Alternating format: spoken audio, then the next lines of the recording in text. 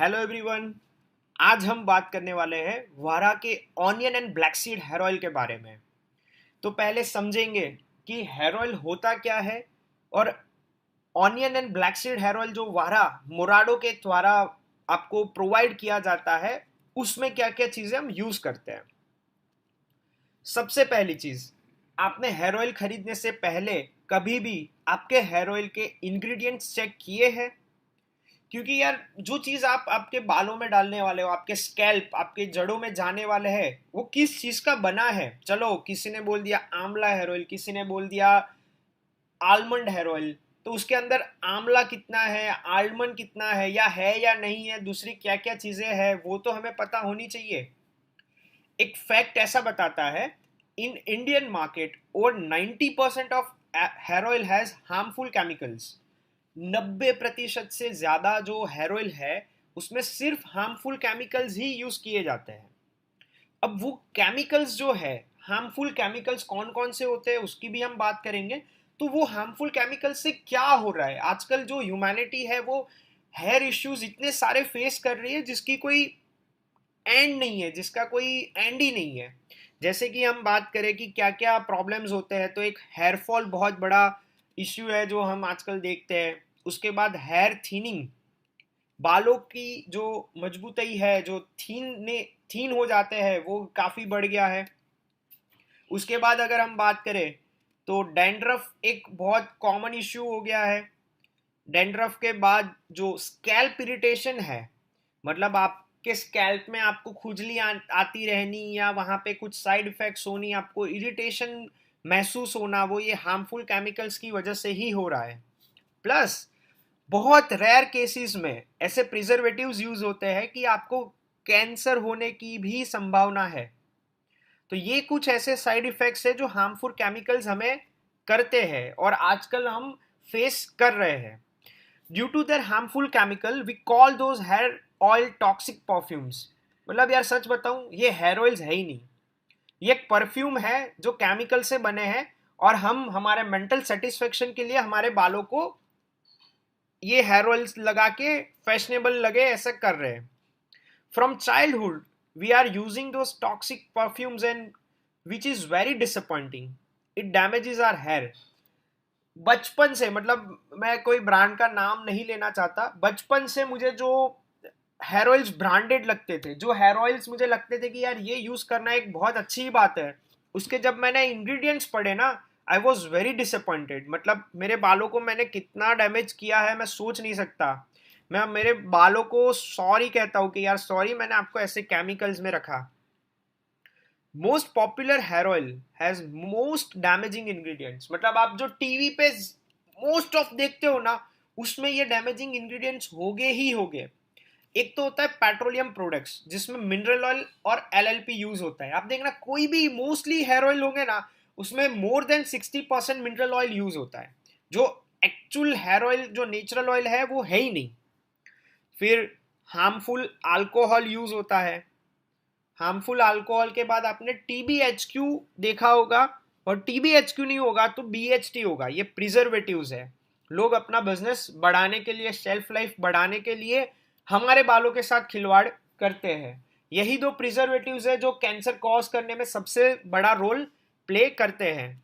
अब जो सबसे दो मिसगाइडिंग फैक्टर्स है, जिसके नाम में ऑयल है तो हमें लगता है कि यार ये हेयर ऑयल का ही पार्ट होना चाहिए, तो वो एक्चुअली क्या है वो समझते हैं। सबसे पहली बात, मिनरल ऑयल नेचुरल ऑयल नहीं है, ये समझ लेना। ये बहुत गलत फहमी रहती है। So mineral oil was criticized as being among other undesirable things. मतलब वो एक्चुअली होना ही नहीं चाहिए हेयर ऑयल में। ये बिजनेस बन गया है और कमाना भी बहुत सस्ता पड़ता है, ये चीप होता है, इसलिए लोग इसको कॉस्ट कटिंग करने के लिए यूज करते हैं। अब ये क्या करता है, it blocks the hair follicles, not only making the scalp dirty but also keeps hair from growing.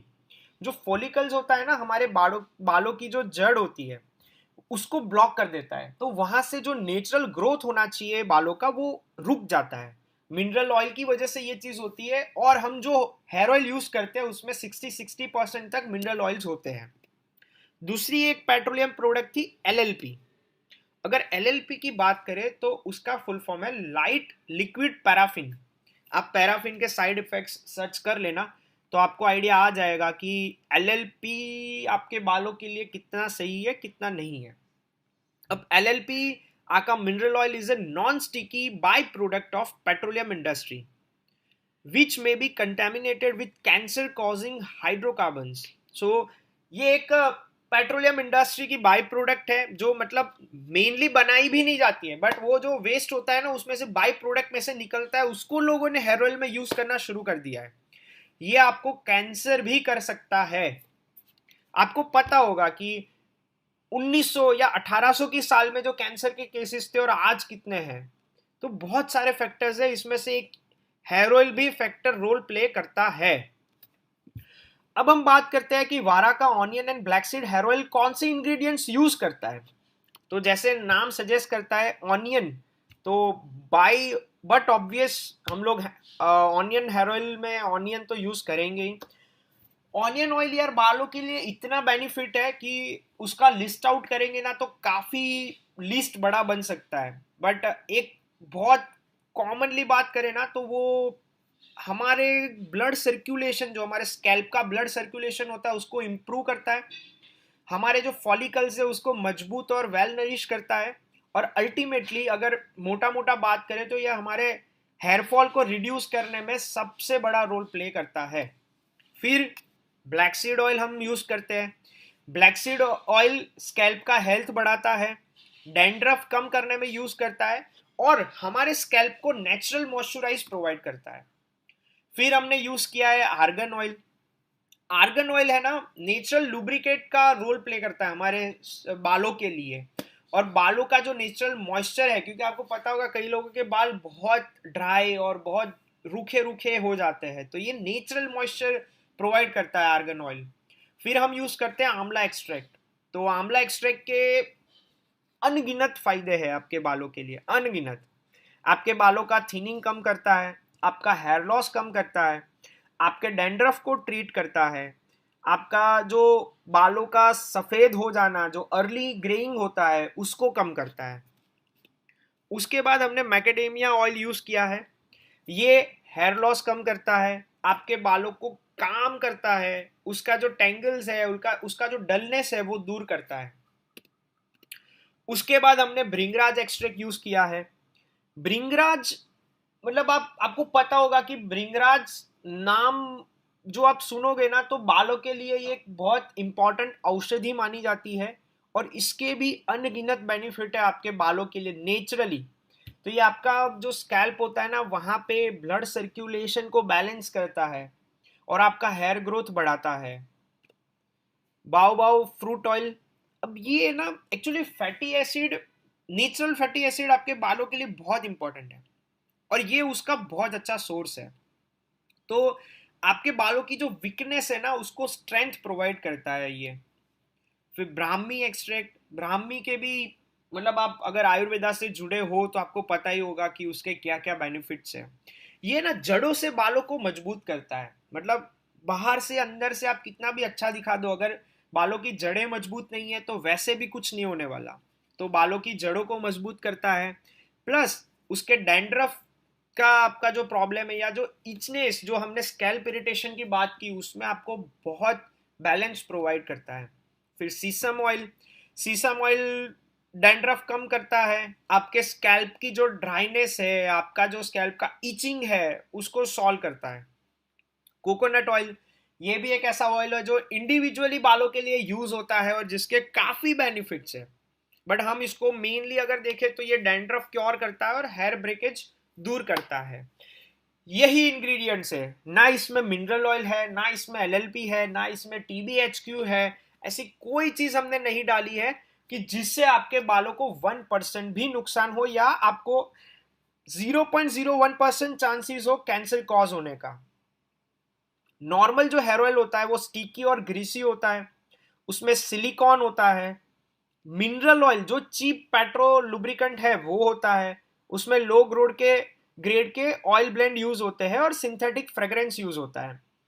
जबकि वारा का जो ऑनियन एंड ब्लैक सीड हमने जो अभी बात करी, ब्लैक सीड ऑयल है वो नॉन स्टिकी है, नॉन ग्रीसी है, उसमें ना हमने कोई सिलिकॉन यूज़ किया है, ना कोई मिनरल ऑयल यूज़ किया है।